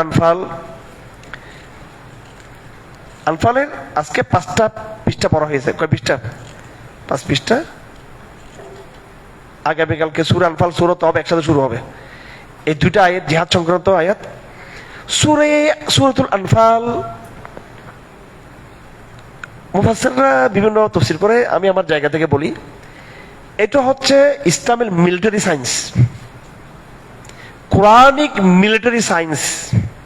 কোনটা? কি বলছি আমি? কোরআনের সামরিক বিজ্ঞান। এটা একদম সামরিক বিজ্ঞান। এটা এখানে আর এই দাওয়াত পর্ব শেষ, এটা এ পর্যন্ত নরম নরম কথা শেষ, নবীদের সব কাহিনী। এবার সামরিক স্ট্র্যাটেজিক সূরা, এটা মিলিটারি সায়েন্স। হ্যাঁ, কোরআনের সামরিক কৌশল, সামরিক পদ্ধতি। এবং এই সূরার মধ্যেই এই বদর যুদ্ধের কথা আছে। কার কথা আছে? বদর যুদ্ধের কথা আছে। এটা আপনারা ভালো করে দেখে নেবেন। সূরা আনফাল, বদর যুদ্ধের কথা আপনাদের জানা আছে। হ্যাঁ, বদর যুদ্ধের বিস্তারিত কিছু কথা আগের সূরাগুলোতে গিয়েছে, বদরের কথা কেমন। আর এখানে আরো বেশ কিছু কথা আসছে। এখানে সূরা আল ইমরানে বদরের কথা গিয়েছে। উহুদ যুদ্ধের কথা বলতে গিয়ে আল্লাহ পাক বদর যুদ্ধের কথা বলেছেন। তারপর আল্লাহ পাক বদর যুদ্ধের কথা ভিন্ন জায়গার সবচেয়ে বেশি গুরুত্বের সাথে আলাপ হয়েছে কোথায়? সূরা আনফালের মধ্যে।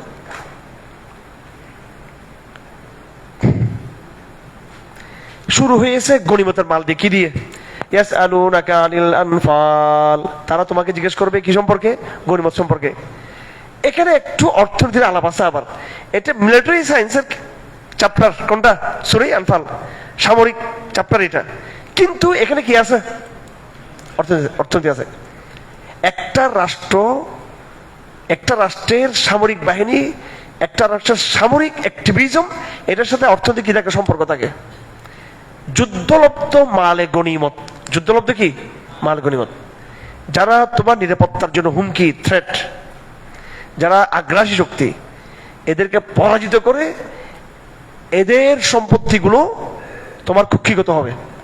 এবং এটা হবে তোমার অর্থনীতির একটা কি সোর্স, ইনকাম সোর্স, গনিমত, ঠিক কিনা? ইসলামী রাষ্ট্রের অর্থনীতির উৎসের মধ্যে একটা কি গনিমত। কেমন? আগামী দিনের ইসলামী রাষ্ট্রের বাজেটের মধ্যে লেখা থাকবে এগুলো জাকাতের উৎস, এটা ওসর থেকে, এটা খারাজ থেকে, সদকাতুল ফিতর থেকে, এটা গনিমত থেকে, এটা ঠিক কিনা? গনিমত থেকে এটা। হ্যাঁ, মুসলমান ইসরায়েল, পুরো ইসরায়েল দখল করে সবগুলো হবে আমাদের গনিমত, ঠিক আছে? ঠিক আছে, ঠিক না? নাকি গনিমত। যারা জুলুম করে, জুলুমবাজ, হ্যাঁ, এদের সাথে কি আপনি আপোষ করবেন নাকি? এদের সাথে প্রযুক্তি মজুক্তি সবগুলো গনিমত থাকবে আপনার।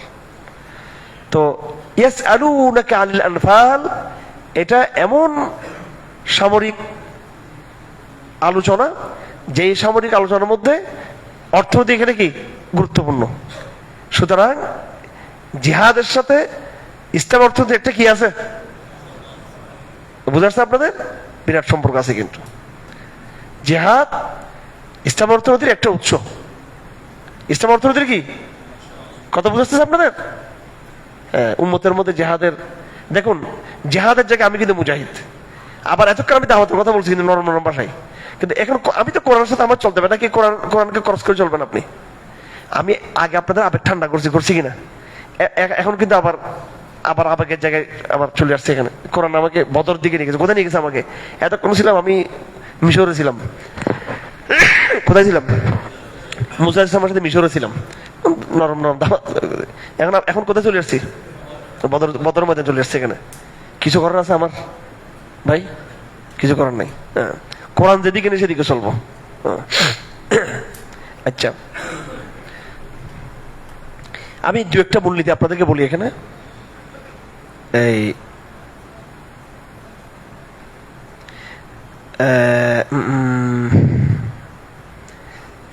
সময় তো শেষ হয়ে যাচ্ছে। বদর যুদ্ধ সম্পর্কে আল্লাহ বলতেছেন,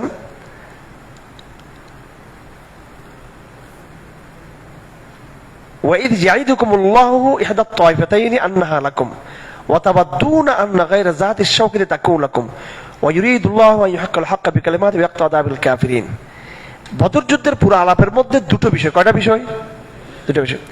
বলে একটা স্ট্র্যাটেজিক, বলে একটা কি সামরিক কৌশল, একটা বলে একটা কৌশলগত আলাপ, আরটা হচ্ছে কি আধ্যাত্মিক। একটা কি আধ্যাত্মিক।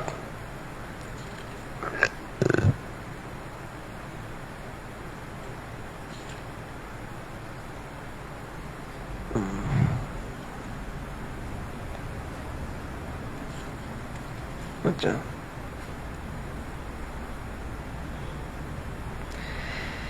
হে ইমানদাররা, তোমরা যুদ্ধ শুরু হলে পশ্চাৎপদ করবে না। কি করবে না? তোমরা পিছে যাবে না, তোমরা যুদ্ধ থেকে পলায়ন করা যাবে না। ইল্লা মুতাহাররিফান লিকিতালিন আও মুতাহিজ লিফিয়াতিন, কিন্তু কৌশলগত কারণে তোমরা কি করতে, এটাকে সামরিক ভাষায় একটা ভাষা আছে, অর্থাৎ যুদ্ধের মধ্যে পিছনে কি হওয়া, চলে যাওয়া, এটা শত্রুকে কি করার জন্য? ধোঁকা দেওয়ার জন্য। যুদ্ধের কৌশলগত কারণে তুমি পিছে যেতে পারবা, কিংবা তোমার পিছনে যে বাহিনী তার সাথে কি হওয়ার জন্য? যুক্ত হওয়ার জন্য। মুতার যুদ্ধের মধ্যে এত ভয়াবহ আক্রমণ ছিল কাফেরদের পক্ষ থেকে, মুসলমানদের প্রথম কমান্ডার শহীদ, দ্বিতীয় কমান্ডার শহীদ, তৃতীয় কমান্ডার শহীদ হয়ে গেছে। ঠিক আছে, এরপরে তলবার কার হাতে গেল? হযরত খালিদ বিন ওয়ালিদ বলে যে আমার কয়েকটা তলোয়ার ভেঙে গেছে। ঠিক আছে, যুদ্ধ করতে হতে। তা খালিদ বিন ওয়ালিদ কি করছে? কৌশল, লড়াই করতে করতে পিছিয়ে আসছে। এরা বলতো ওরে বাপরে কি কমান্ডার বলতো দিয়ে আমাদের ঢুকে বলছে ভিতরে, আমাদেরকে গেরিলা সিস্টেম আমাদেরকে কি ভিতরে। আসলে কিন্তু খালিদ বিন ওয়ালিদ কিন্তু পিছন থেকে চলে আসতেছিল। এটা আস্তে আস্তে আস্তে আস্তে তো ওরা রুমিরা বলবে কিরে এত ভিতরে কেমন নিচ্ছে, মনে ওদিকে ঢুকে মনে মারবো না আমাদেরকে। আসলে খালিদ বিন ওয়ালিদ শেষে নিজেকে সুরক্ষা দিয়ে মদিনায় ইয়েতে চলে আসছে। এই জন্য সাহাবাদের মধ্যে কেউ গ্রেপ্তার হয় না, কিন্তু কেউ গ্রেপ্তার ছিল, মুতার কেউ গ্রেপ্তার হয় না। এটা জায়েজ আছে এটা। তবে দেখুন এই আলাপটা কি আধ্যাত্মিক আলাপ নাকি এটা স্ট্র্যাটেজিক আলাপ? এটা স্ট্র্যাটেজিক। এই জন্য বদর যুদ্ধে স্ট্র্যাটেজিক আলাপও আছে, আবার কি আছে, আবার দেখুন ঠিক তার আগে আল্লাহ পাক বলতেছেন ইস্তাস্তাগীসু রাব্বাকুম ফাস্তাজাবা লাকুম আন্নী মুমিদ্দুকুম বিআলফিন মিনাল মালাইকাতি মুরদিফিন। আমি ফেরেশতা দিয়ে তোমাদেরকে কি করব? আমি সাহায্য করব। মুসলমানদের জীবনে সংগ্রামে 50% আধ্যাত্মিকতা, 50% হচ্ছে কি স্ট্র্যাটেজিক কৌশল। আপনাকে রাজনীতি বুঝতে হবে, সামরিক স্ট্র্যাটেজি বুঝতে হবে, সব বিশ্ব রাজনীতি বুঝতে হবে, বুদ্ধিমান হইতে হবে, স্মার্ট হইতে হবে, ভাষা জানতে হবে, কৌশল জানতে হবে, ট্রেনিং থাকতে হবে। আবার আপনাকে কি করতে হবে? কিয়ামুল লাইল, তেলাওয়াত, আধ্যাত্মিকতা, সিদ্ধান্ত আল্লাহর মাধ্যমে এটা হইতে হবে। আমাদের যারা রাজনীতি করে এদের আল্লাহ, এদের খালি কৌশল, খালি বুদ্ধি, আর মানে খালি বুদ্ধি শুদ্ধি বেশি। একবার আল্লাহ ইসলামপন্থীদেরকে বিজয়ের ধারে জীবনে যাইতে পারবে না কোনোদিনও। কোরআন ছাড়া বাংলাদেশে 1 মিনিটের জন্য ইসলামপন্থীর বিজয় হবে না কোনোদিনও। কোরআন ছাড়া কেমন হবে? কোরআন হচ্ছে ডাইনামিক। আধ্যাত্মিকতা, স্ট্র্যাটেজিকতা, আধ্যাত্মিকতা, কৌশল পন্থা, দুইটা আপনার সময় লাগবে। দেখুন আল্লাহ পাক কত সুন্দর এখানে বলেছেন। আচ্ছা, আমি এবার কিছু মূলনীতি, এখানে সামরিক মূলনীতি কয়েকটা কথা আছে এখানে। যেহেতু আজকে সূরা আনফাল পুরো পাঠ হয় নাই, যতটুকু পাঠ হয়েছে এর মধ্যে বলছি যুদ্ধের ময়দানে স্থির থাকা, এটা একটা আল্লাহ পাকের বিধান। 2 নম্বর হচ্ছে আয়াত নম্বর 20, কমান্ডারের আনুগত্য। কমান্ডারের কি? যুদ্ধ মানে কি? আনুগত্য। যুদ্ধ মানে কি? এখানে যুদ্ধের ময়দান যদি বলেন যে আমার এখানে আমি আপনার কথা মানতে পারতেছি না, এটা হবে না। কমান্ড ফলো করতে হবে এখানে। 3 নম্বর সূরা আনফালের 24 নম্বর আয়াত, যে কোনো মুহূর্তে ডাক আসবে, ডাকে সাড়া দেওয়া। সামরিক বিজ্ঞান, ডাক আসতে কি করতে হবে? সাথে সাথে সাড়া দিতে হবে। আচ্ছা, আরেকটা স্ট্র্যাটেজি, যুদ্ধের ময়দানে খেয়ানত দুর্নীতি করা যাবে না। কি করা যাবে না? খেয়ানত করা যাবে না।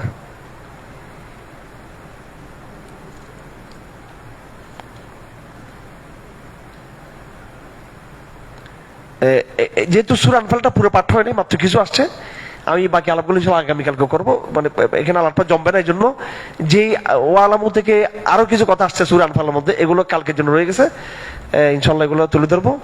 সর্বশেষ এই আলোচনাটা শেষ হচ্ছে, আমি আগামীকালকে সূরা আনফাল যখন শেষ হবে, ইমাম সাহেব পড়বে, তখন পুরো সামরিক মূলনীতিগুলো 10টা-11টা মূলনীতি আছে এখানে, কয়টা, এগুলো তুলে ধরবো আপনাদের সাথে। আর বদর যুদ্ধের কথা আপনারা দেখে নেবেন, কেমন, কোথা থেকে নেবেন? আজকে দেখবেন তো সবাই, আজকে জুমার রাত আজকে আমরা বদর যুদ্ধের আলোচনা করতেছি, আলহামদুলিল্লাহ বরকতময় আলোচনা। কেমন, আপনারা কোথায় থেকে নেবেন? এটা তাফসীরে দেখে নেবেন, মালগুলো সহ বদর যুদ্ধের পুরা কাহিনী ঘটনা দেখে নেবেন আপনারা। এরপরে কেতাল ওয়াকাতুল হাত্তা লা তাকুনা ফিতনা, এটা বলে মোটামুটি আলোচনা শেষ হয়েছে, যে কেতাল চলতে থাকবে। ইসলামে কেতালকে আত্মরক্ষামূলক নাকি আক্রমণাত্মক? ডিফেন্সিভ না অফেন্সিভ? প্রগতিশীলরা মডার্নরা বলতেছে ডিফেন্সিভ না, মানে বদর যুদ্ধ ডিফেন্সিভ ছিল না, ওরা মারতে আসছিল নাকি? বদর যুদ্ধের স্ট্র্যাটেজি কি ছিল? অর্থনীতিকে কি করে দেওয়া, কেটে দেওয়া। সিরিয়া ভার্সেস মক্কাতে এই লাইনে ব্যবসা চলতেছিল, এটা কাটতে চেয়েছিল, ওটা কাটতে গিয়ে সংঘাতটা বড় হয়ে গেছে, অনাকাঙ্ক্ষিত সংঘাত, তবে অনাকাঙ্ক্ষিত। ইসলামের লড়াইটা কিন্তু কি অনাকাঙ্ক্ষিত, ইসলামের লড়াইটা অনাকাঙ্ক্ষিত, বাট এটা কিন্তু অফেন্সিভ ইয়েতে থাকবে, কিন্তু এটা কিন্তু অনাকাঙ্ক্ষিত। কারণ ওরা তোমাকে ক্ষতি করবে, তার অর্থনৈতিক সমৃদ্ধি নিয়ে তোমাকে এখানে অবশ্যই একটা বাধা তৈরি করতে হবে এখানে। তো শেষ পর্যন্ত রাসূলুল্লাহ একবারে দেখবেন, আপনারা মক্কা মদিনা ইয়ে করতে গেলে দেখবেন উহুদ একেবারে নাকের ডগায় মদিনার, বুঝছেন নি? এটা ছিল ডিফেন্সিভ লড়াই মোটামুটি বলতে গেলে। খন্দক তো পুরো ডিফেন্সিভ লড়াই ছিল, আত্মরক্ষামূলক। কিন্তু বদর যে কোথায়, এটা কোথায় বদর? অনেক দূরে মদিনা থেকে, কিন্তু অনেক দূরে বদর। এটা একটা অফেন্সিভ লড়াই ছিল, আক্রমণাত্মক লড়াই ছিল। কেমন আল্লাহ পাক এই কথা বলেছেন যে আল্লাহ জমিন, আল্লাহ দিন বিজয় না হওয়া পর্যন্ত কিছু চলতে থাকবে, কাতাল চলতে থাকবে। সূরা আনফালে যেহেতু আজকে আয়াত মাত্র 40টা আয়াত পড়ানো হয়েছে, বাকি আয়াতগুলো কালকে আসবে, আমি বিস্তারিত আলোচনা আগামীকালকে হবে ইনশাআল্লাহ। সুবহানাল্লাহি ওয়া বিহামদিহি আশহাদু আল্লা ইলাহা ইল্লা আনতা আস্তাগফিরুকা ওয়া আতুবু ইলাইহি ওয়া মা আলাইনাল বালাগ। আল্লাহুম্মা দরুদ শরীফ আমরা আজকে শুক্রবার, আল্লাহুম্মা সাল্লি আলা মুহাম্মাদ কামা সাল্লাইতা আলা ইব্রাহিম ওয়া আলা আলি ইব্রাহিম ইন্নাকা হামিদুম মাজিদ।